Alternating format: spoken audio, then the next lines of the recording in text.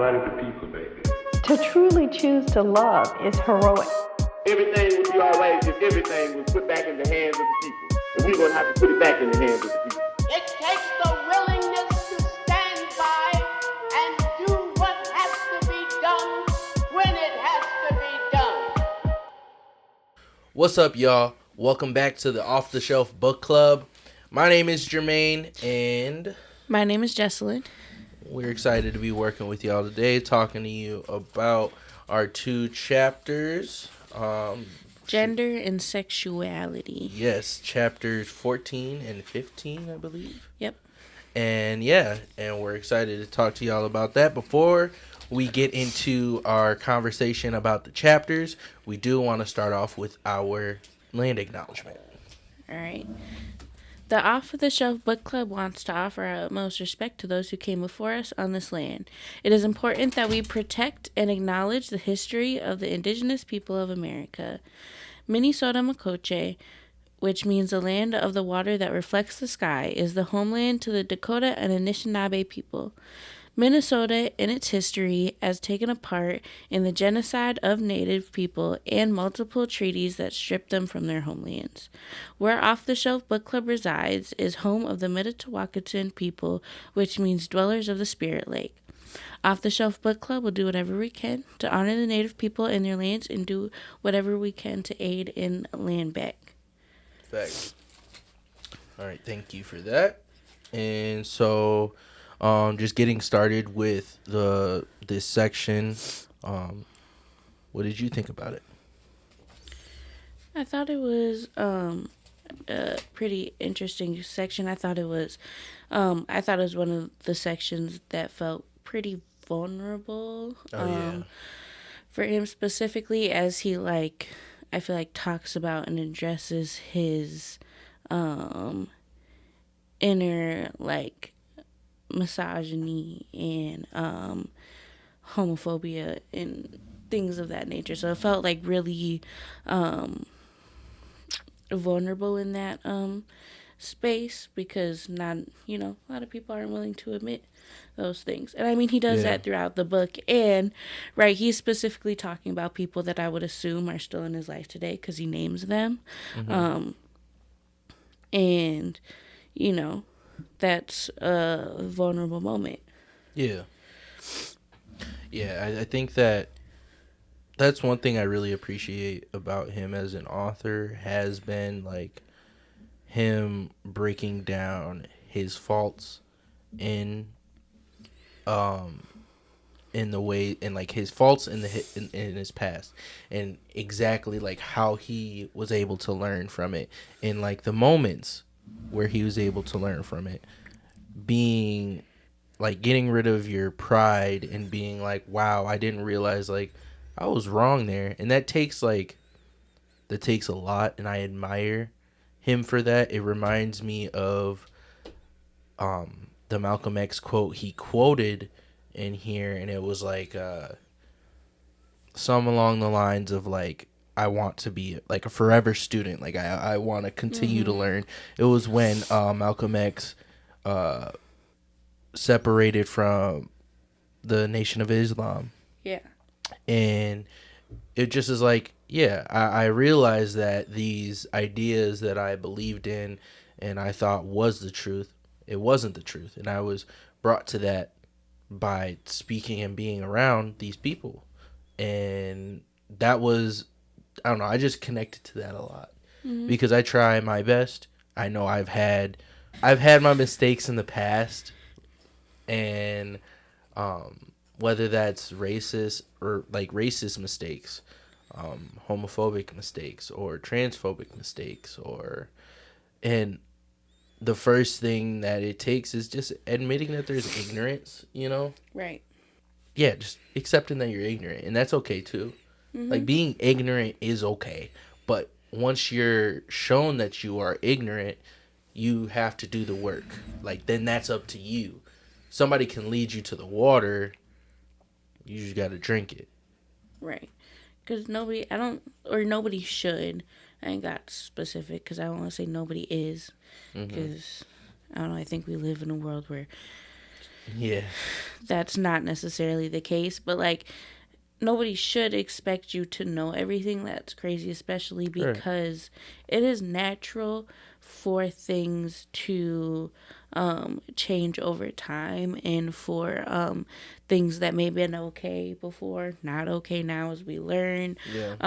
We actually like care about how people feel about things and stuff like that, like kind of like the use of the N-word, right, over time, right? And you see that in academic text, right? Things like words that were used with, or the N-word that being used with W.E.B. Du Bois looks different from Angela Davis, from Malcolm X, that looks different from him. Right. And I think it's like important that we acknowledge those things. And like I think that something that has given me a lot of empathy over the years is like having the idea that, oh yeah, it's everybody's first time here, and we really all don't know what the fuck is going on, Right. you know. And I think it's just humbling, you know. And I think we need to do the work to create more spaces where that mistake can be redeemable, because we can't cut off everybody, you know. We all, even like, I'm sure, like, just like how black people or Asian people or whoever may have their own racist thoughts about their own race, is just like how I'm sure queer people have thought hateful things towards themselves and didn't even realize it until, you know, that knowledge is brought to you. And you don't even, sometimes we don't even realize the hurt that we're bringing to ourselves along with others. Yeah, for sure. I think that was a lot of this these 2 chapters, right, as a whole, is just like being like, wow, I didn't realize like that was my fault. Yeah. And I think the biggest thing too is that you encounter people that you care about. Yeah.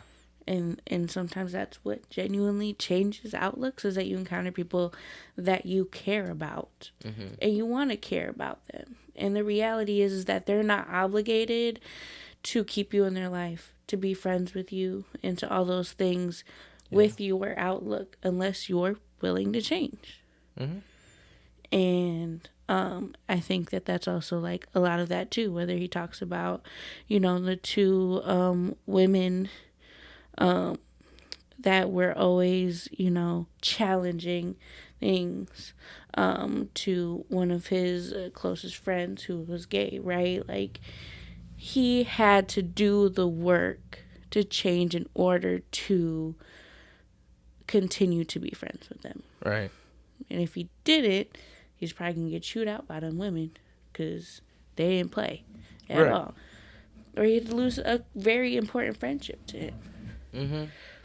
And I think that's I related to the 2 people he brought up, the 2 women, because that's how I am. That's how I always kind of been, is like a fire. Like, I'm not hothead, but I used to be a hothead.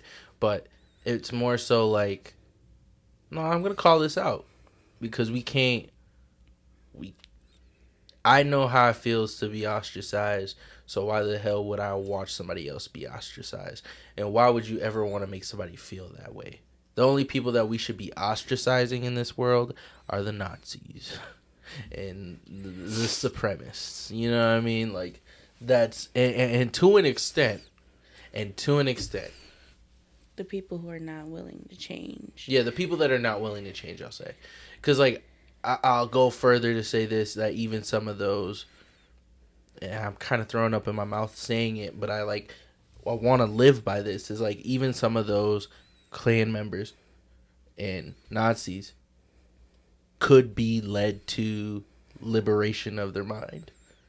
And they can change. I think that's the biggest part. You're not willing to change, then you should be right. Then you should be ostracized. You should be ostracized until you are. You're not going to be a part of this community until you decide that you're willing to change, you're willing to learn, and like actually start doing it.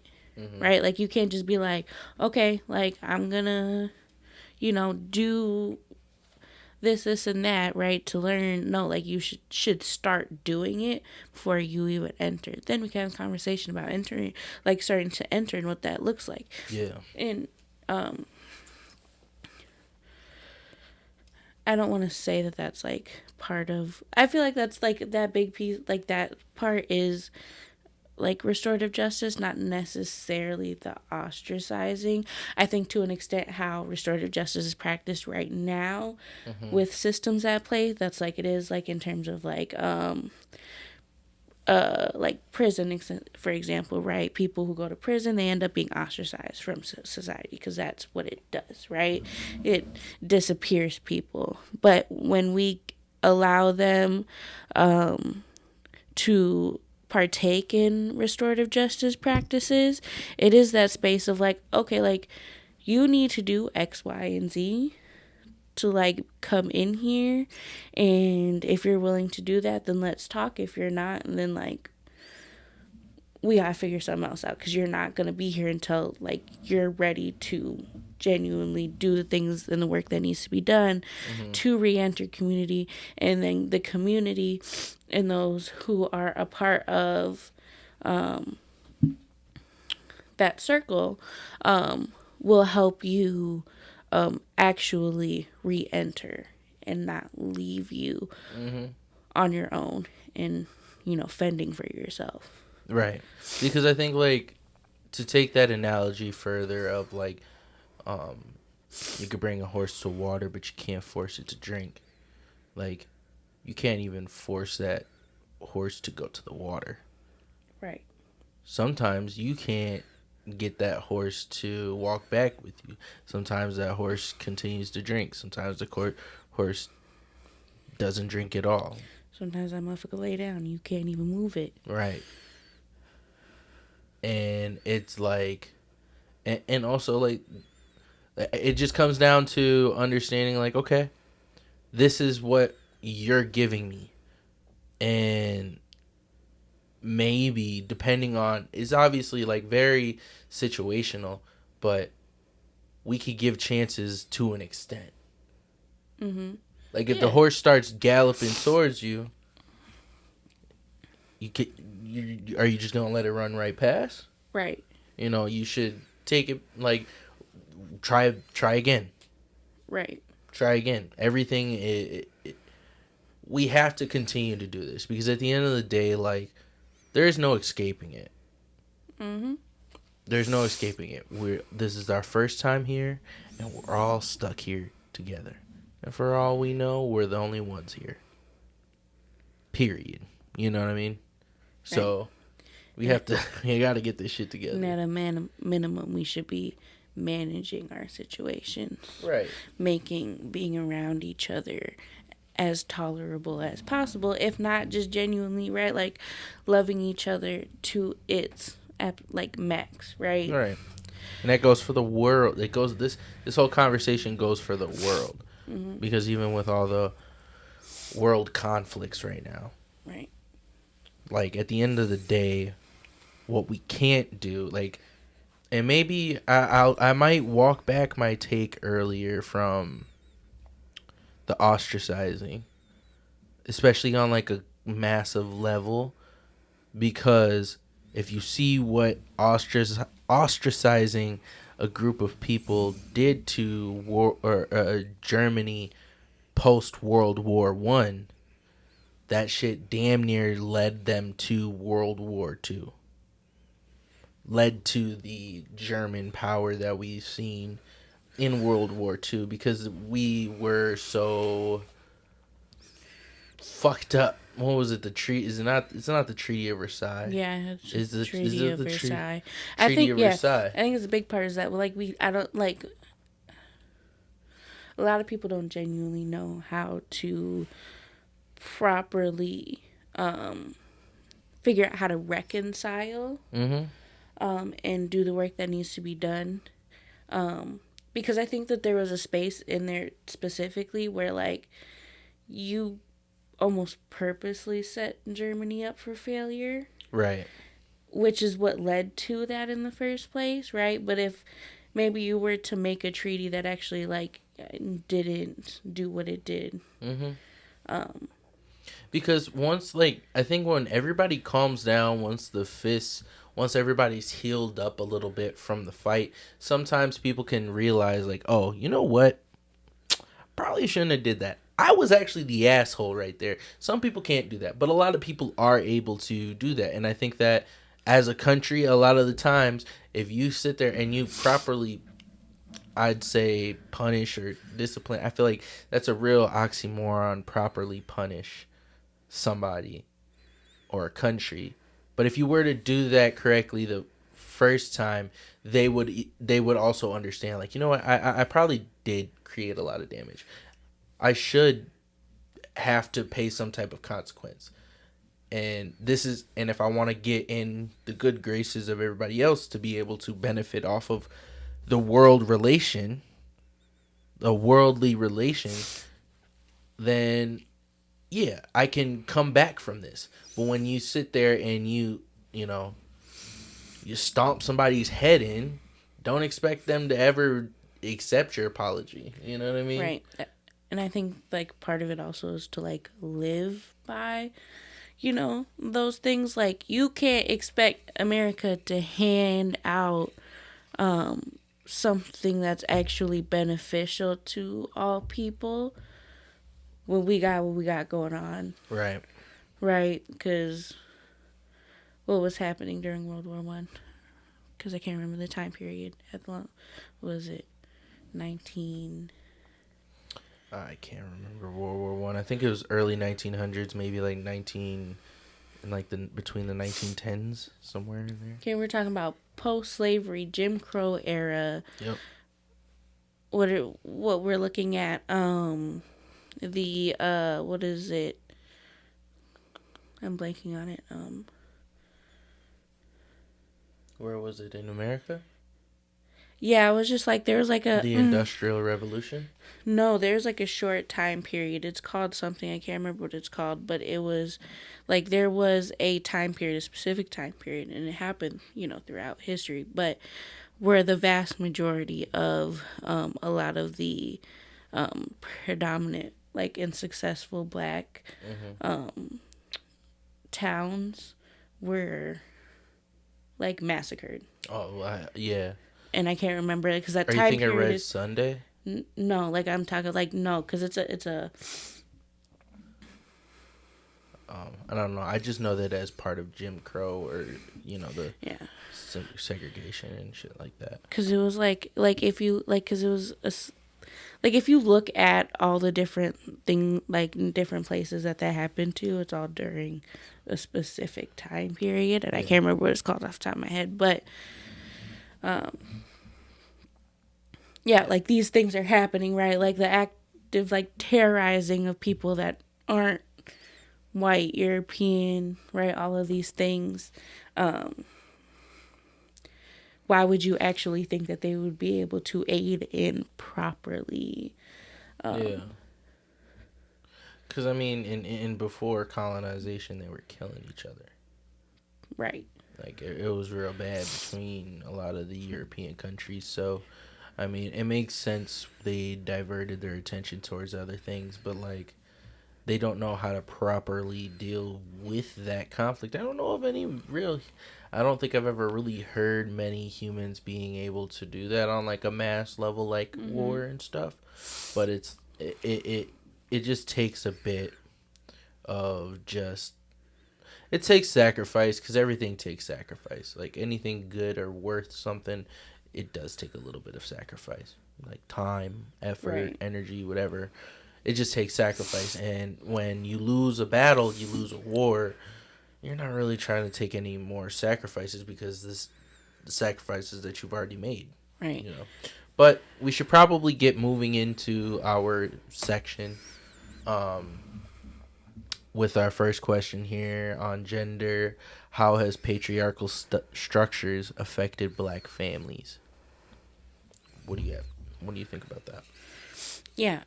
I think that, like, well, where this question came from specifically, I think, is a combination of page 182 through the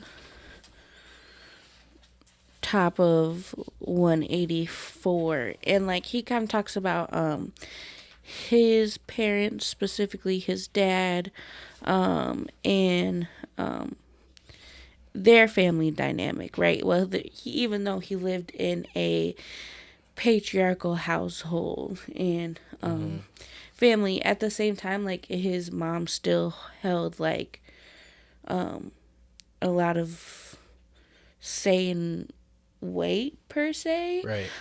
Even though, like, his dad was looked at as the head of the household, right? Yeah. And he also talks about, like, towards the bottom into kind of like that last paragraph, he says, a government report written by President Johnson's Assistant Secretary of Labor, Daniel Patrick Moynihan. Nearly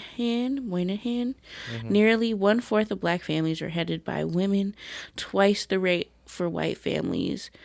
Moynihan warned as the media swooned about the broken black family. The Negro community has been forced into matriarchal structure, which imposes a crushing burden on the Negro male, producing a tangle of pathology, Moynihan asserted. He called for a national action to employ black men who had been emasculated by discrimination and matriarchal black women. And, like, I think it's an interesting conversation, because, one, I think the fact that the idea that, right, a woman can be the head of a household, per se, right, is a problem, I think is crazy in itself. Right. But also, right, like, how this idea that because they are, it emasculates men. And I think, like, there might be, like, I think there can be a conversation amongst, like, spaces, like, before a lot of black men were, I guess, quote unquote, ripped out of their homes due to the specific wars that our government had on our community. There's this space where, like, the racial I guess, like, the threat that white people created, this space that white people created in America, made it hard made it hard, and to an extent, for the black man to almost feel masculinated and stuff like that. Yeah, I think that goes from even before when slavery was going on. I mean, William Lynch theory. I think that's what it goes by. Oh boy, I think his name is William Lynch. Back in the day, wrote some shit where he was like, if you want to break down the black family, you take away the pride and manhood of the male. So what they would do is they would rape the male, or in front of the family, in front of the wife, in front of the children, or they would lynch them and castrate them. And if that didn't get the act right of the women, it happened to the women too. I mean, they would rape the women anyways, but it was a sense of how can we break down the pride, the strength of the household. And historically, that's what it always has been. That's why, like, what is it fucking called? Is it called bucking? Pretty sure it's called bucking. Or something like that, where that's what they would do, is they would emasculate them, because that's how you break down the family, and that's how you instill fear. And I also think that, like, some of my own personal experiences with my parents has led me to understand, like, because there's the same thing goes on out now. Black man goes out and works, tries to take care of his family, and is getting beat up by the world outside. Feels like less of a man. Mm-hmm. And if you're dealing with an insecure man, like majority of men are in America because of the patriarchal system that we have, you add that on top of it, along with being a black man in America, the only place that you want you feel like you may have power is in your home. And if you feel like that's at risk, or you feel like that balance is out of whack, or you're just want to take out your anger at the world, I'm not going to say it's right, but I understand where the emotion comes from. Yes. And I can empathize with that. Because, like, you go home, you get beat up by the world, and then you go home. And it's hard for anybody to just let go of the bullshit of the day, period. Right. It reminds me of a conversation this in particular reminds me of a conversation between James Baldwin and Nikki Giovanni. Yes. And in this space, right, this is where I think my take definitely differs, because I can understand what you're saying, like, absolutely, right? And this comes from my own experiences being raised, because I was raised by a single mother, in addition to almost all the women, right, in my life being this head of the household, like, actually, right, like, not necessarily pretending, right, that the man is per se, like, I feel like he talks about a little bit, right? Like, no, like, genuinely. And is that there should be nothing, like, wrong with the fact that a woman is doing that kind of work. I will say this, right? Like, I think that 2-parent households are the best circumstance for children, right? Not like, every 2-parent household, but well, of course, right? But I think, like, no, right? If somebody is abusive, then absolutely not, I think. But in terms of, like, 2 parents who genuinely care about their kids and do the things that need to be done for their children, absolutely, right? That's 2 is better than 1, I think. But like, I think that a lot of, like, I do think that there's a space where, like, yes, right, men feel that way, and they come home and all of those things, and, like, women deal with similar circumstances. And that, like, that those certain outcomes don't always happen with women. Not saying that it doesn't, because they certainly can and do. But sometimes it feels like, in a way, it's just expected upon us to act a certain way, and is right, and to not come out of that in the same way men do. Yeah, that's not what I was saying. I wasn't saying, like, I don't want you to get what I was saying confused. When I was bringing up when they come home and the balance is out of whack, I'm not saying that the man should or should not be the head of the household. No, I know you weren't saying that. I also want to establish that I think that it's important that both people have the space of that. as well as the I think there are other reasons to this, but I think that one of the main reasons why, I have a point on this. One of the main reasons why I think men specifically are doing this is because of patriarchy. And if, like, because you as a person, if whether you're a male or whether you're a man, woman, they, them, or anything like that, or non-binary, I mean, sorry. Everybody deals with, I think, insecurities of social structures in our world, and patriarchy is the main reason of that.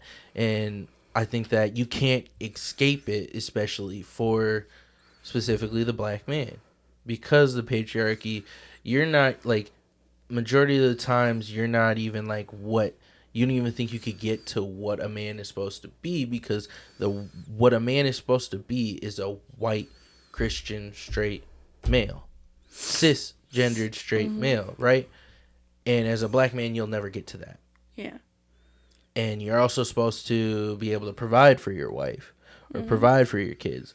And black people overall get paid less. Yeah. And I just think that there's a bit of, like, I think there's a different narrative when you sit there and you talk about a man being like, say a man can't afford to take care of his kids and his wife. You look at that, you'll look at it differently than if it was a woman sitting here trying to take care of her family, struggling to take care of her family. There's a different outlook on that. You look at that as a woman struggling to take care of her family. You look at a man, you're going to like, oh, what's wrong with that man for not being able to take care of his family? And I think that overall affects how black men has, like, how patriarchy has affected black men and the black men overall. And I think the number one thing that we have to do as men, period, but specifically black men, more specifically people of color, like, we have to refuse patriarchy and hierarchy of any sorts. And if we were to overall eliminate all of that, we would also help heal the insecure men. Because there is no these false standards to live up to. You could come as yourself instead and not live on these false standards. And I think that that's what brings insecurity. And I think that's why men are most likely to abuse, is because they deal with the most insecurities. Right. It's because I think that I'm gonna say this lightly, and I don't, like, correct me if you disagree with me. This is me working with it, but I think that there are maybe more standards that men have to live up to. That might be wrong. And I'm only saying this as a man. Yeah. I'm going to disagree with you there. Like, I'm not even saying that you're wrong with what you have said. Yeah. You know what I'm saying? Because I do think that you're right. What I'm doing is I'm not trying to argue with you. I'm trying to add to the complexity, which is that I would say that in particularly black women aren't looked at as struggling women trying to take care of their children. Oh, that's true. They're looked at right. in the same way as you just said with black women and men, and black men in particularly, because, like, there is this weird emasculation of black women in particularly. Yeah. And a lot of that does come with them being forced into both parental roles most of the time. That is not due to necessarily, like, the black man's fault, right? Because a lot of that is systems at play that rip them from homes and like provide those spaces that you're talking about. Yeah. But, like, I would, and like, that's what I'm trying to do, is just add to it of, like, women are, like, and especially black women specifically, like, I'm specifically talking about black women in this case, are held to similar / the same standards as black men, and right, I don't, and I could be wrong about this because I don't know statistics on this, abuse less, because that's not right, like I'm sure they abuse less because women overall abuse less than men. Right. And so like there is like that that space, like that going home after being like stripped away from, and going home and still doing their best to take care of the children, take care of their husband, right? Going to bed, doing it all over again. I just think that overall, like, the patriarchal standards are just different. Because at the end of the day, though, black women are emasculated. I don't think that... I think overall, there also is, like, the difference between black men and black women would be how the patriarchal system affects. Because black men benefit off of it. Mm-hmm. I mean, there are certain women out here that will, do pick-me type shit, but it's less, like, you feel like, I think why a lot of people of color overall fall victim is because they think that, if I do it good enough, if I do it right, then it's going to work out for me in the long run. Like, if I do it how the patriarchal system does it, or how the patriarchal system wants me to do it and how it works, then I should have the results that the white man has. And the reality is it doesn't. And maybe I don't want to... let me stop here, though, because I don't want to compare. I don't want to... no oppression Olympics, because I overall do know that black women go through more than black men when it comes to just society, because they are women, right, and they are black. Like, that just is it, and so I do take back what I said earlier, though, of like there's more standards. I just think that there are different standards, and I think the standards just look a little bit different, and there's no need for the semantics, because the standards just shouldn't be there, period. Like, there's no need to get into the semantics of what are the different ones. No, let's just get rid of them all. Right, and I think there's like a space where all people, no matter what, right, should be like this idea of femininity, feminine behaviors and spaces, and the same with masculinity, masculine space, especially in terms of family and parents, are kind of dumb. Mm-hmm. Like with my personal opinion about what makes a good like family dynamic, I don't think needs to be brought in between like masculinity and femininity. Don't need to be brought into it. Mm-hmm. Because I think the things that make a genuine good family don't have those spaces, because any parent can do those things and can do them well, no matter like who they are, right? And it should, like, parenting on both sides should be expected, and I think that it's stupid to try and force people to live by these standards and say that this is what a family should look like, this is what this should look like, when at the end of the day, like, some people not everybody's built the same. Like, take us for example, if I can cook better than you, because you can't cook, then you're going to be doing all the cooking. Then I'm going to be doing the cooking. If I clean better than you, then I might do the majority of the cleaning. Right. If you decide that you want to stay home and take care of kids rather than work, because maybe you believe that somebody should be at home to take care of the kids, and that's what you do. I won't do that, right? I won't be the one to stay home. You will, and I'll work if that's something that we can achieve. Right, and it's like whatever balance happens. As long as there is no abuse, there should just not be any abuse. Abuse of power, emotional abuse, physical abuse, mental abuse, no type of abuse. Like it's just. Damn, Orion. Hello? Come on in. Yes. Sorry about that. We had a little bit of a visitor, or we have a visitor with us. He's down below by our feet, our doggo, Orion. So we had to do a little pause.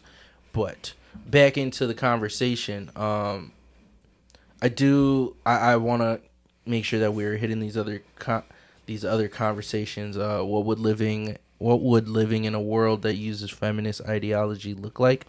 I think that a great way to look at overall feminist ideology is when on page 186, the pastor at their wedding was making them do their vows, the whole ceremony. No, I know what you're talking about. Yeah, so here we go. We got on page 186, Pastor Wilfred Quinby recited the Christian wedding vows for my parents. Husbands, love your wives, and wives, obey your husbands. I'm not obeying him, Ma interjected. What? Pastor Quinby said in shock. Turning to look at my father. What? Dad said, turning to look at my mother. The only man I obeyed was my father when I was a child, she nearly shouted. Staring into Dad's wide eyes, you are not my father and I am not a child.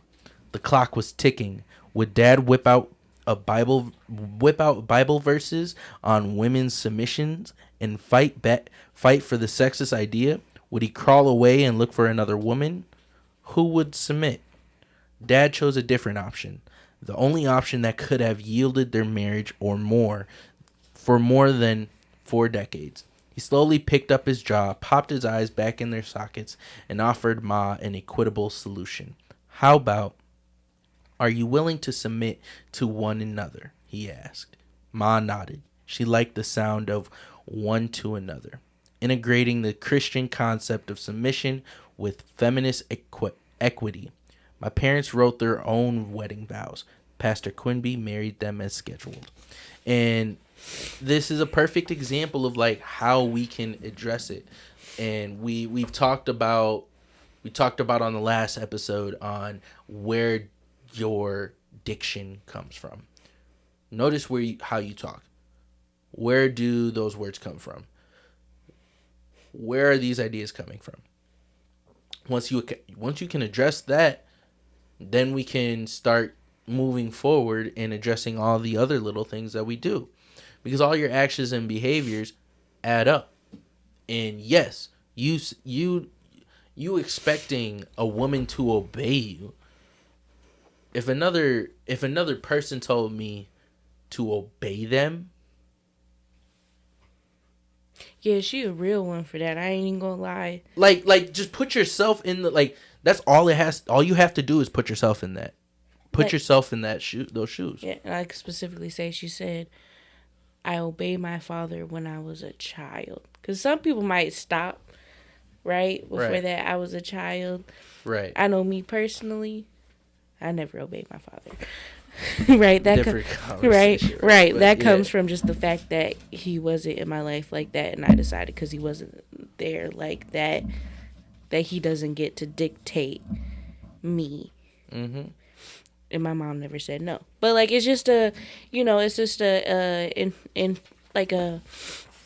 interesting concept. And like, she's putting 20 toes down. She said, you're not my father, nor am I a child. Right. So you really don't get to tell me what I can and can't do.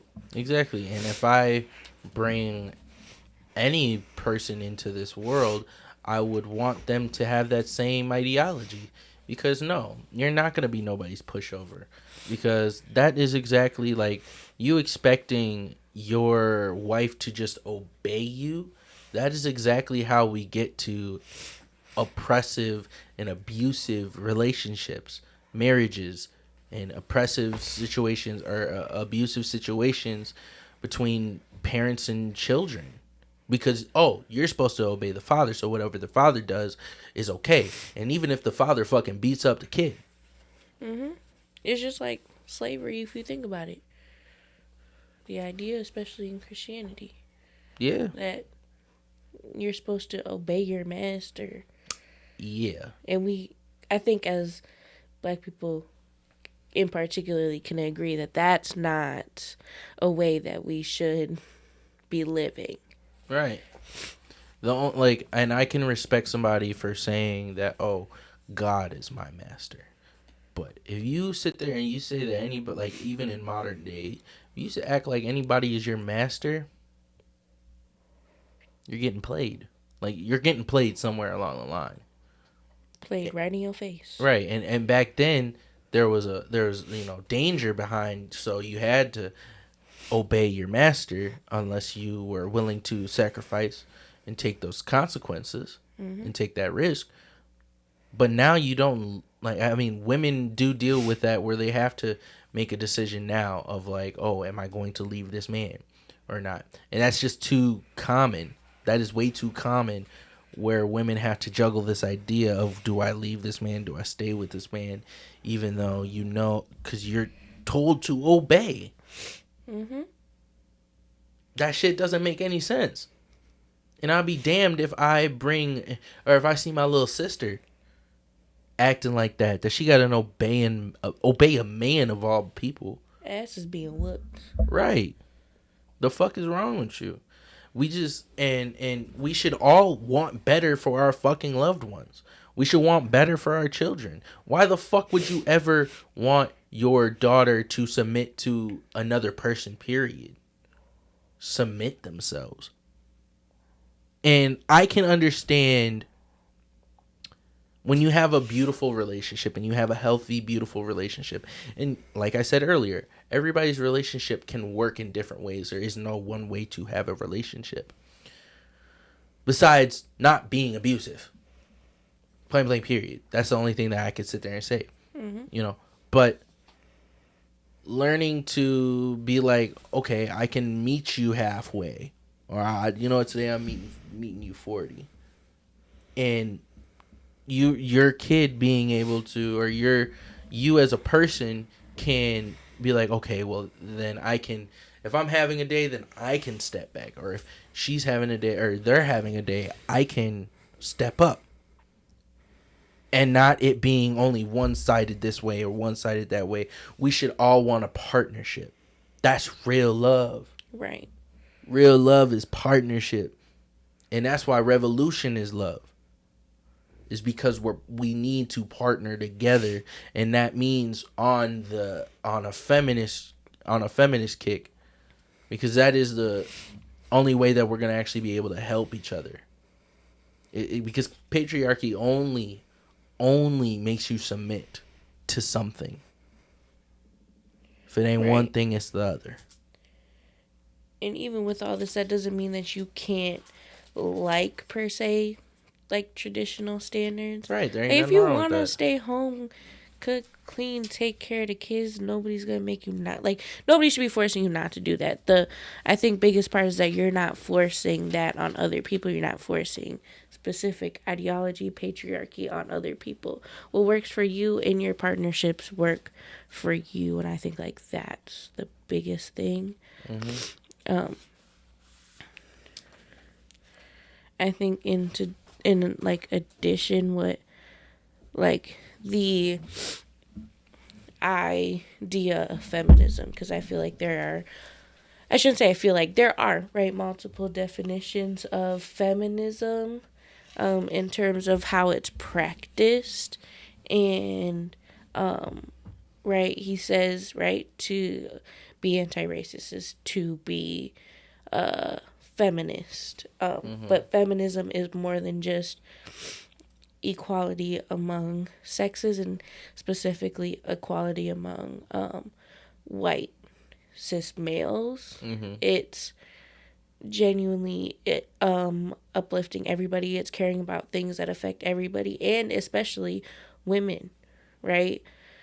Creating equal and equitable things between every single person. It's not just between men and women, and in particularly white men and white women, because a lot of feminism and feminists today only care about equality and equity between white women and white males, and that's isn't even like just today. Like, that's been throughout history.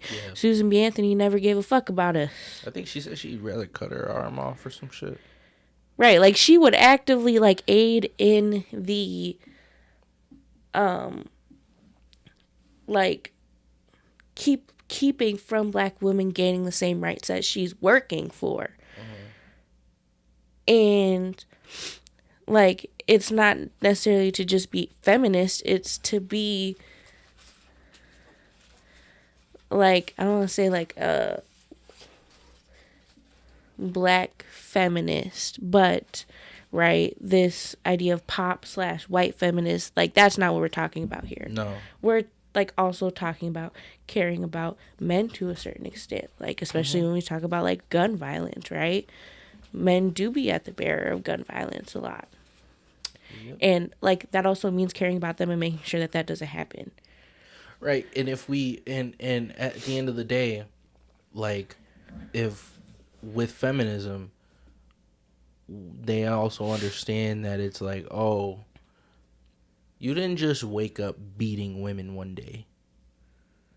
There was a point where you, like, there's a point you got, like, with everything, there's, you get to a point. You just don't wake up doing it.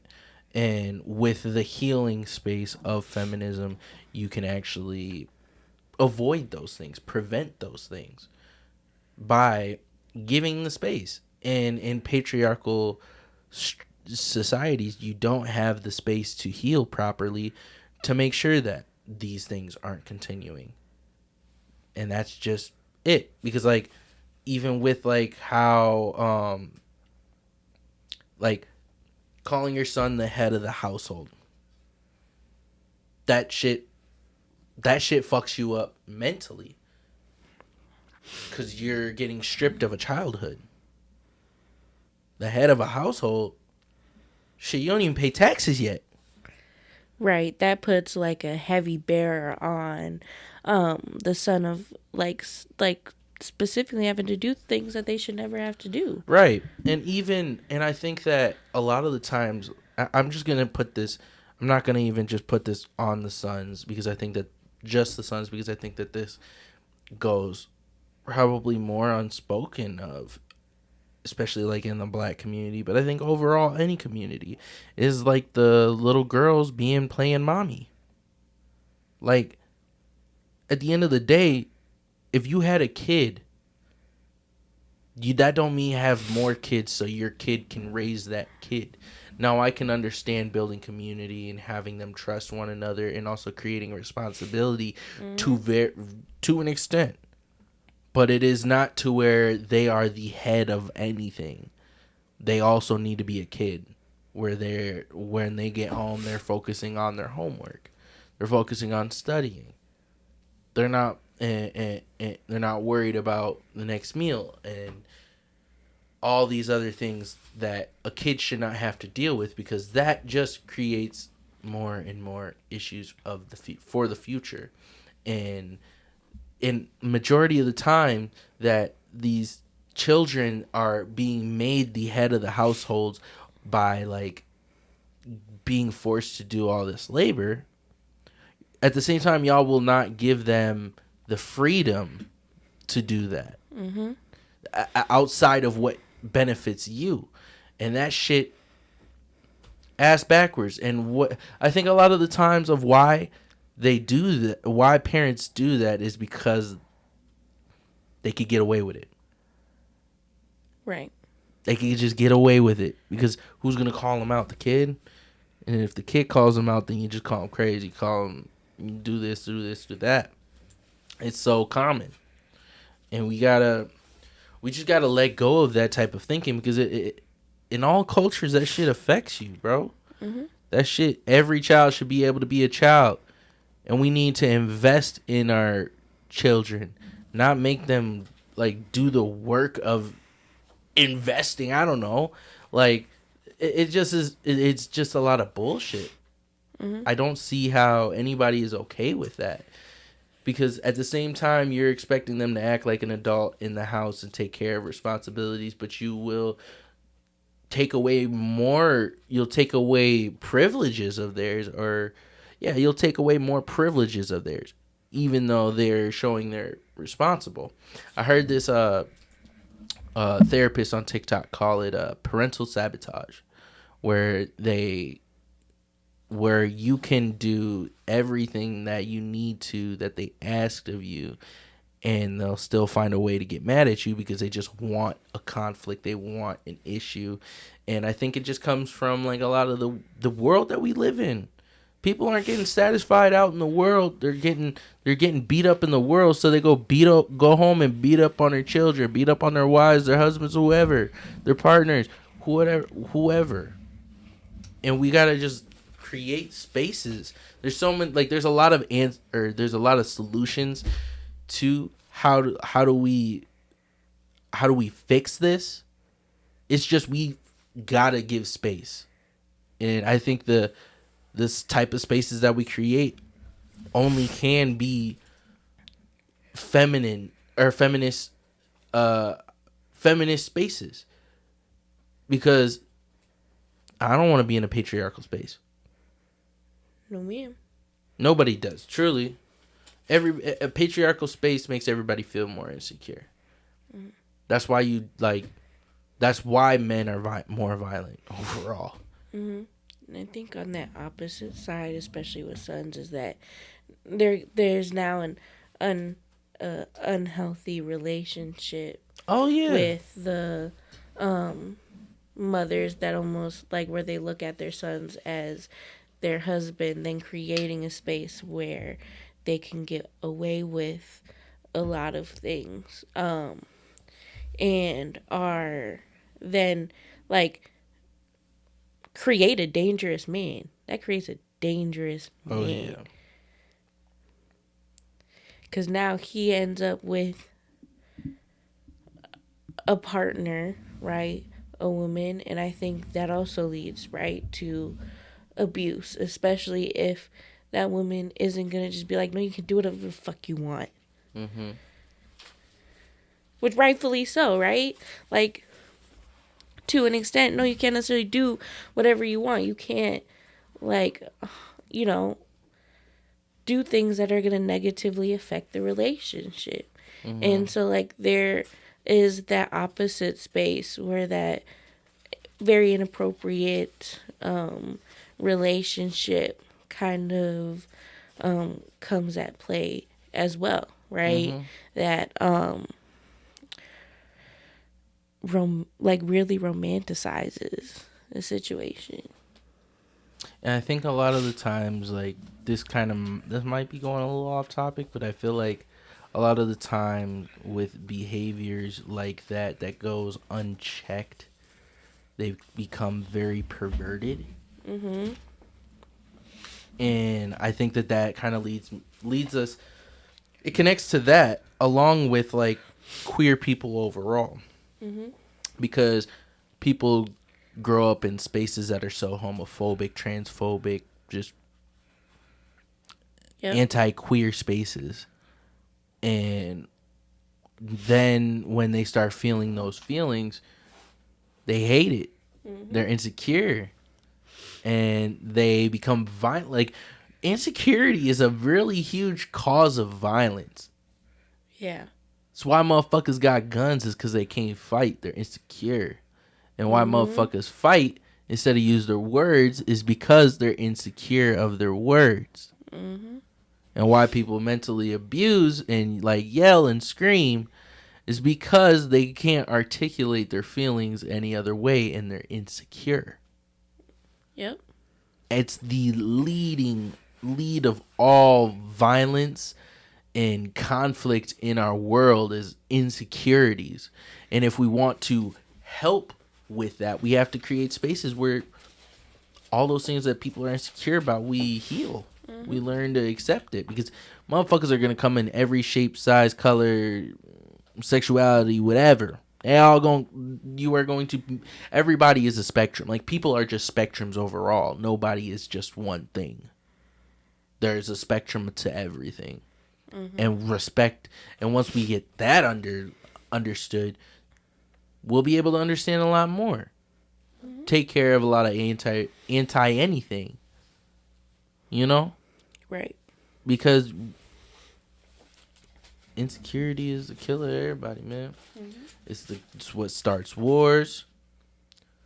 And I think it also is what, like, defines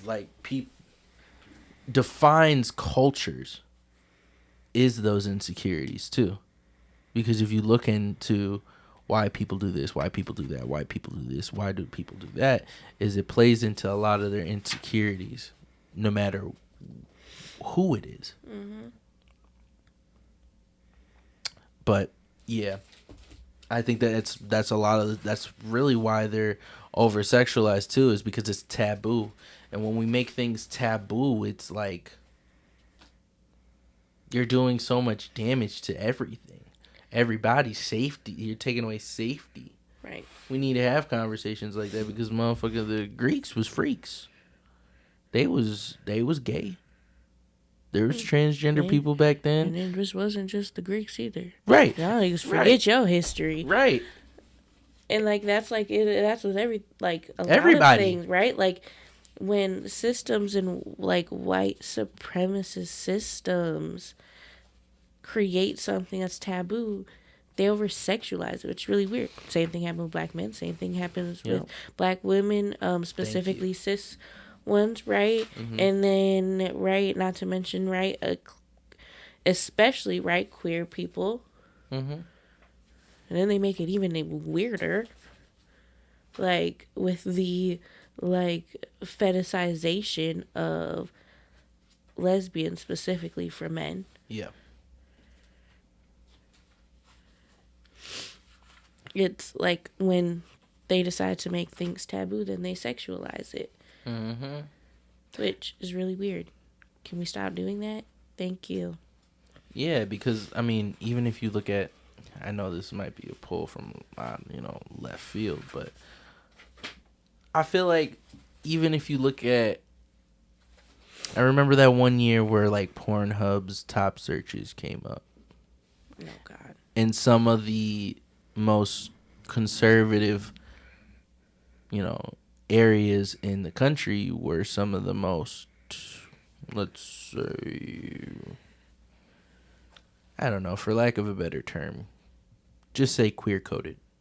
It's like that grown group of people from the nigga that killed Charlie Kirk. It's like they're so are they homophobic, they're so misogynistic, yet they also they hate women so much that they're gay. Right. But they hate being gay. Which causes so much more violence, bro. Like, just bro, well, it's okay. You taking in the booty, that's okay. Or queer. Nobody's worried. Queer. Yeah. Nobody's worried about, I think that something that gives me a little bit more ease in life, and maybe you DL people could really take this on, is not everybody's thinking about you. Not everybody's looking at you. Most people ain't even paying attention. Most people, when they walk past you, don't give a fuck. They don't give a fuck. They're thinking about their own world. Thinking about, oh, were you looking at me?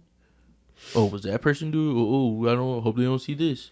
Like, there's a constant revolving door of, like, people thinking that the world is just out to get them. But, like, most people don't give a fuck. Most people just don't give a fuck. Not to mention, I feel like the LGBTQ plus community has such great spaces and communities for you to be a part of that can be extremely accepting and stuff. Because I know they're not all perfect, but like they create family, like real family within their communities, in a way that I feel like I personally don't always see. So it's not like, and sometimes, right, that takes risks. Like, you have to take risks for, that, because I know some people, people don't necessarily want to be ostracized by their family and stuff like that. And, like, there are so many, like, great communities out there that you can be a part of. Mm-hmm.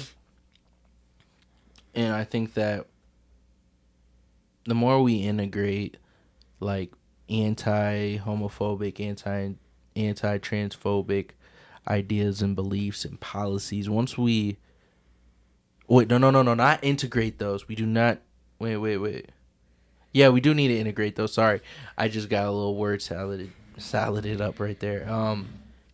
But once we start integrating those type of ideas and beliefs into our everyday life, we can create spaces to where you can feel safer being gay. You can feel safer just overall being queer.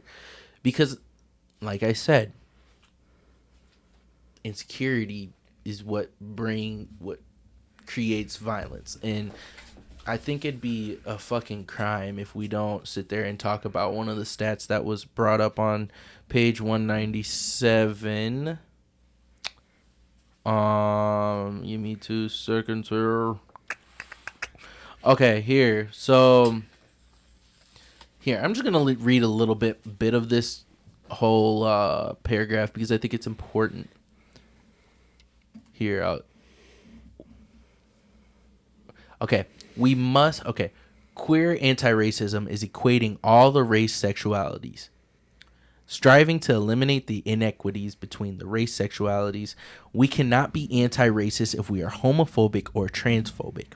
We must continue to affirm that all Black Lives Matter, as the co-founder of the Black Lives Matter, Opal Tometi, sorry if I mispronounced your name, once said, all Black lives include those of poor transgender Black women, perhaps the most violated and oppressed of all the Black intersectional groups.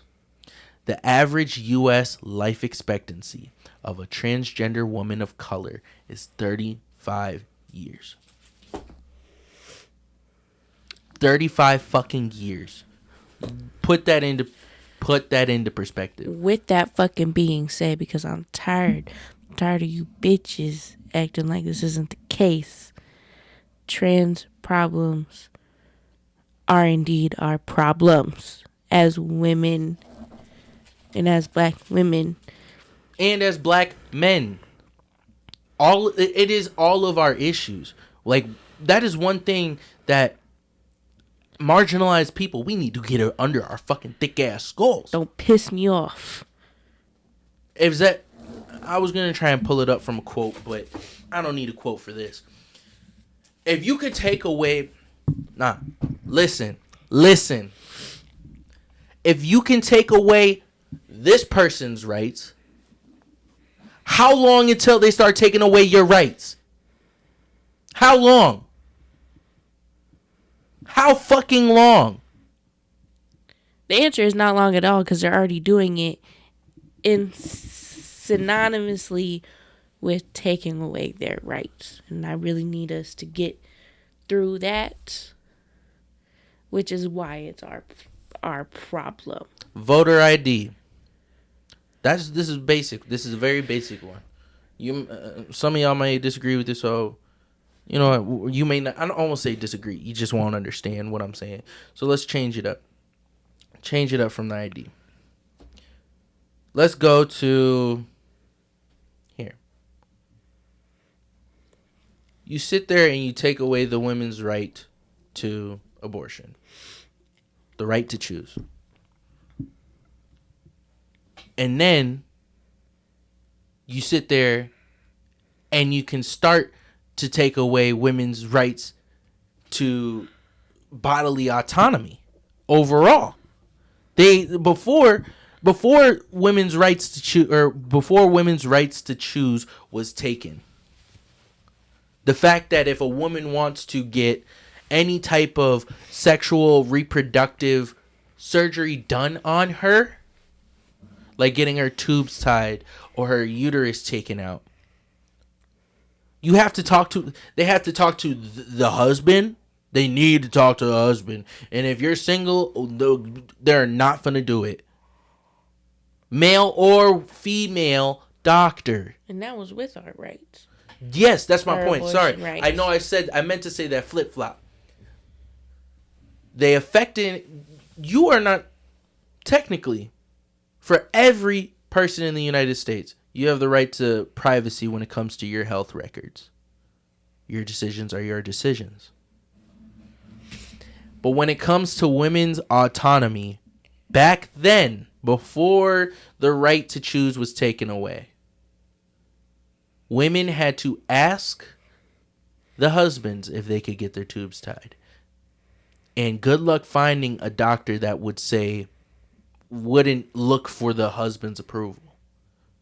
Or just outright deny you because you didn't have no kids. Right. You didn't have a husband. Exactly.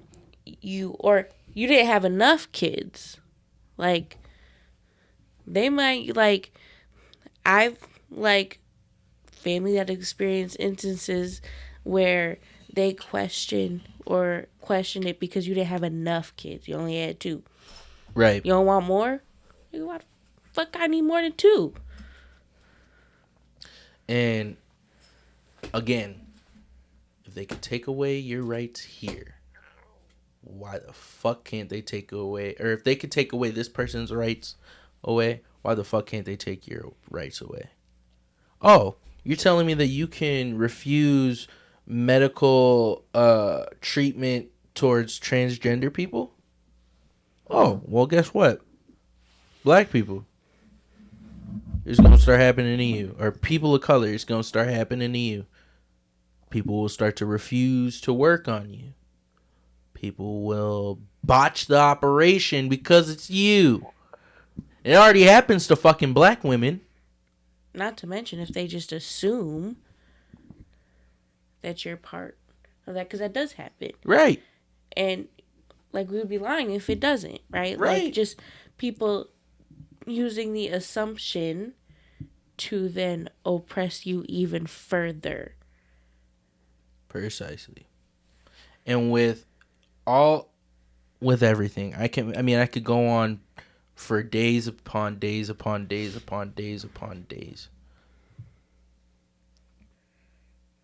But either you get it or you don't. If someone else's rights can be taken away, so can yours. Mm-hmm. All the and you're gonna start calling these ain't gonna be called rights anymore. Mm-hmm. Because we're losing them by day. And a fucking right you can't lose. You can't lose a right. Like, you have the right to breathe air. The moment you lose that right is you die. What is it? Is it like a...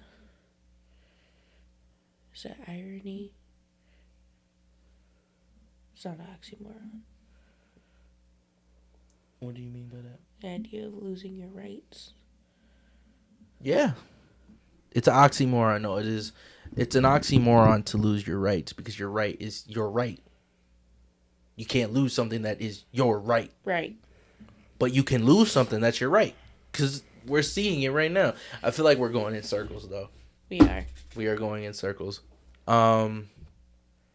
Is there anything else that you want to talk about? I don't think so. Maybe just like, right, I think the best that we can do, or at least start in terms of integrating anti-homophobic and anti-transphobic beliefs, is genuinely like, stop caring about what other people be doing in their house. Right. In their bed.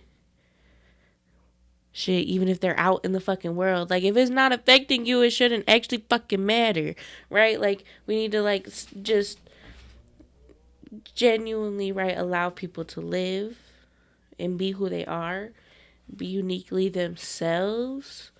But also genuinely just, like, when like, especially with the LGBTQ, right, community, mm-hmm. when they tell you not to use their dead name, to respect their pronouns. Like as like little, in my opinion, right, as little things as that, you should be doing your absolute hardest, your best, and like to do those things. I don't think that that's hard to do. Sometimes it can be hard, as like depending on like how you knew them before, but like at the same time it shouldn't be. You just need to actively try, Right. and as long like as you're actively trying, I would like to think that that's what matters the most. Truly. I'm bisexual, but I'm not specifically, right, like in that space, you know.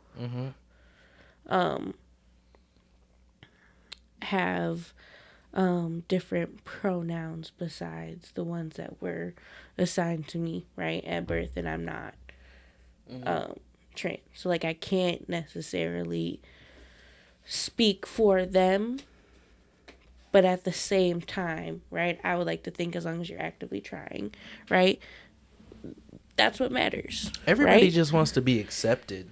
Like, that's the reality. And that's why a lot of you motherfuckers are insecure, is because you just want to be accepted. And same with queer people overall. They just want to be accepted. Right. Every community has their assholes. Every community has the people that gonna do too much. We just have to understand that that is a human trait, and we're not gonna use that against the whole community. Because I'm not gonna sit here and use it against all white people for Karens. Because at the end of the day, like, yeah, some people just are bitches. Some people are just mean. Some people are just people you don't want to be around. But you have to, if we want to live in a world, a better world overall, we have to do what Ibram X Khendi did in this whole book. Specifically off of this last chapter in sexuality, he had a lot of corrections. Like, because I listened to the ebook as I'm reading it, and he would switch words out from what is written on this book in the ebook. And one of those words was gaydar. And he explains why he took it off, because the word gaydar and the concept of a gaydar is purely built off of stereotypes. Purely built off of stereotypes. How can you tell if somebody's gay? Like, that is, it's only off of stereotypes. So he broke it down being like, I'm not going to use this. I wrote it before, but how I will overcome this and how I will move forward with this and try to undo some of the hurt that I may have caused with that is by moving forward. And from now on, I will not say that word. I replace that word. And so if I can leave like the pod with this, if you need a step-by-step on how we start integrating anti-homophobic, anti-transphobic beliefs in our society, system, policies, overall, anti-racist, anti-anything that is oppressive, anti-oppressive systems. If you want to do that, the first thing you have to do is call in the behavior. We're not calling out the behavior, we're calling it in so that we can actually still we can make sure that the space is a safe enough environment for that conversation to blossom into something else. So we're not just screaming at somebody. We're having a conversation. We can meet them where they are. Sometimes we do gotta yell at a motherfucker and let them know and put them in their place if they're on that bullshit, but not every situation needs that. So yeah, first, number one, we call in, we don't call out. Number two, on the person who did the possibly offensive thing, acknowledge it. Acknowledge whether you were ignorant to it or not, whether it was a mistake. Acknowledge that you did it. Acknowledge the hurt that it may have caused. Apologize for that.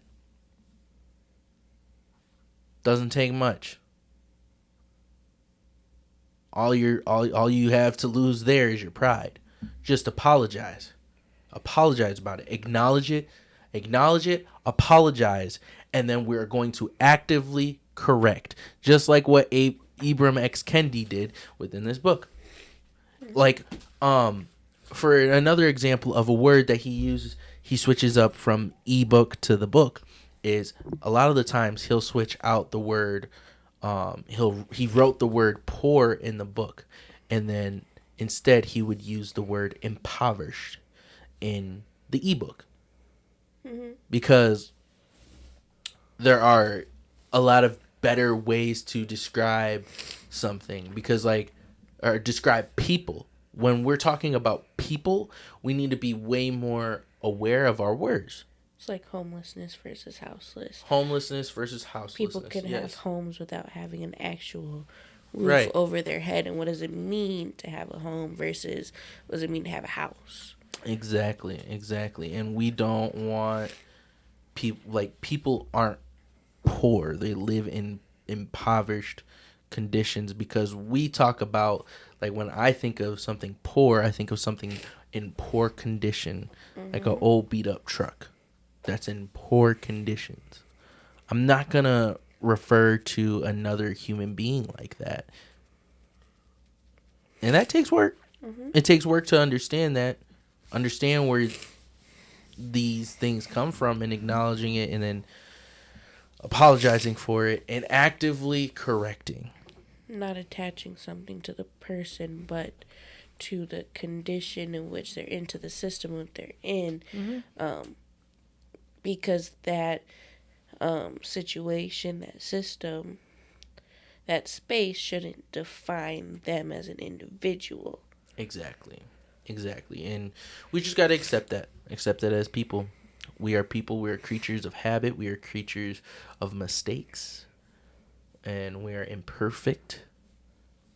And if we want to live in a better society, we have to accept those things and live with that and work with that and integrate. Overall, I think just feminist ideology, because that's how we make sure that we're taking care of everybody. Because patriarchy ain't work. Patriarchy ain't work. It never was going to. Right.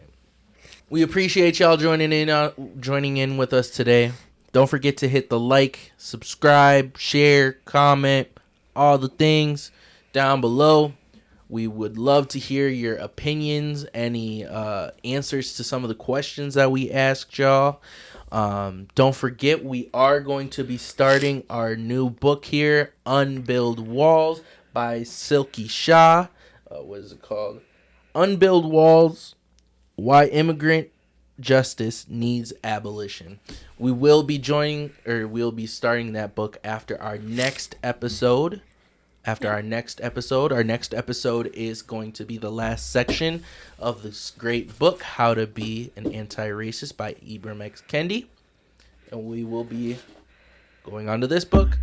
If you need any resources to look for this book, to get resources for this book, we have them in the link below in the description. Make sure you check that out, as well as all of our social medias. Make sure you check those out. We'd greatly appreciate it. Like and follow that stuff. Comment, share, spread the word of our pod, of our book club, because everybody needs this liberation. Everybody needs this knowledge. And especially with this book that we have coming up now, it's going to be a banger.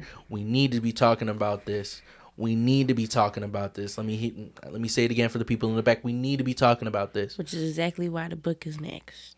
Exactly. I felt like we needed to lay down some groundwork of understanding where we're at, so that we can get to this. Right. And I'm excited. I look forward to this book. I think it's going to be great. Because being anti-racist includes abolition. It is a great book. I will say I've already read it. I read it ahead of time to ensure, right, that this was a book that I definitely wanted to use. And I thought it was a really great book that opened, I don't want to say necessarily changed my mind or open, or, because it didn't, like I believe in abolishing immigration. Yeah. I believe in abolishing prisons and The whole police. motherfucking system, nigga. But the way that it connected the two was something that I was like, wow, I don't even think I 100 and like I didn't fully grasp how it like they go hand in hand with one another. And so it is a really good book. I like how it was written. Great history, talks about the history of immigration and immigration policy. Yeah, so I'm really excited that we're going to get into this. I do think it also does somewhat of a job of introducing abolition as well. So Let's put this book up here for our peoples to see. There's the book. Make sure you check it out. Like I said, links in the description for any resources that you need. Don't forget to like and subscribe, comment any answers, email us, do all the things. We look forward to seeing y'all next week, and we appreciate everything that y'all do for us, commenting, liking, sharing, and we see all of it. So make sure that you guys are continuing to spread the word. We need it. We all need it. We all need liberation of the mind. So make sure we keep up with that, man. And so thank you again for joining us. We hope you'll have a wonderful, blessed, luxurious day. Stay blessed. Stay safe. Hope you have peace of mind, great health and wealth to you and yours. Ashe. Ashe. I write it for people, baby. To truly choose to love is heroic. Everything would be all right if everything was put back in the hands of the people. And we're going to have to put it back in the hands of the people.